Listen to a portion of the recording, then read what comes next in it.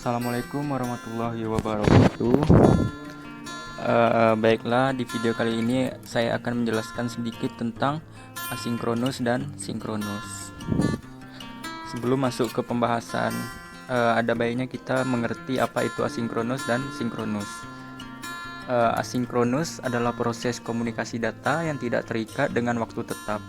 Proses transformasi data kecepatannya cukup relatif atau tergantung dan tidak tetap, dan metode komunikasi data serial dari suatu perangkat ke perangkat lainnya. Data dikirimkan per bit dalam satuan waktu. Lalu tiap simbol yang dikirimkan mempunyai start bit dan stop bit. Untuk melakukan sinkronisasi dari suatu device, pengirim dan penerima, interval waktu yang terjadi antara satu karakter dengan karakter lainnya dapat bervariasi atau bermacam-macam. Lalu transmisi asinkron digunakan apabila pengiriman data dilakukan satu karakter setiap kali pengiriman.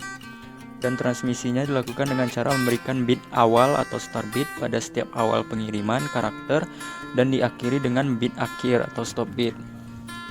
Lanjut ke bagian nomor 2, yaitu sinkronus.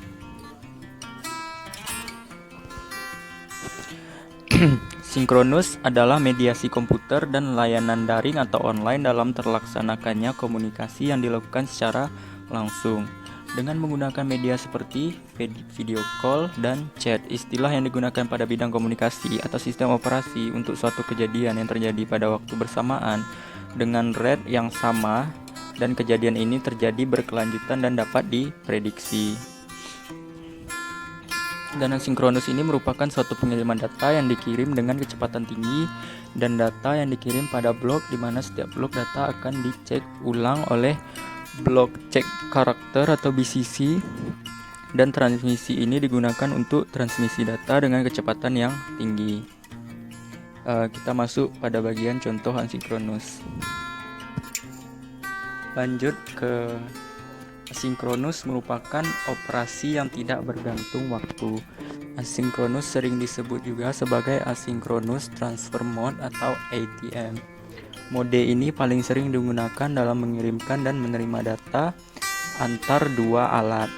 Pada metode ini berarti clock yang digunakan oleh kedua alat tidak bekerja selaras satu dengan yang lainnya. Dengan demikian data harus berisikan informasi tambahan dan yang mengizinkan kedua alat kapan menyetujui kapan pengiriman alat dilakukan. Contoh seperti modem, machine fax, TCP or IP, mail, bulletin board, dan lain-lain. Masuk ke bagian sinkronus. Contohnya, dengan kata lain, sinkronus adalah sistem operasi untuk kejadian yang terjadi pada waktu bersamaan dan berkelanjutan dan dapat diprediksi. Contohnya seperti chatting dan video call tadi. Lalu kita masuk ke bagian yang perbedaan antara asinkronus dan sinkronus. Menurut saya perbedaan antara asinkronus dengan sinkronus yang terutama tergantung dari ada tidaknya jeda antara pertukaran pesan dan fleksibilitas waktu antar pengguna komunikasi tersebut. Mungkin itu saja yang dapat saya jelaskan pada video ini tentang asinkronus dan sinkronus. Lebih dan kurang saya mohon maaf, jika ada salah mohon dikoreksi. Wassalamualaikum warahmatullahi wabarakatuh.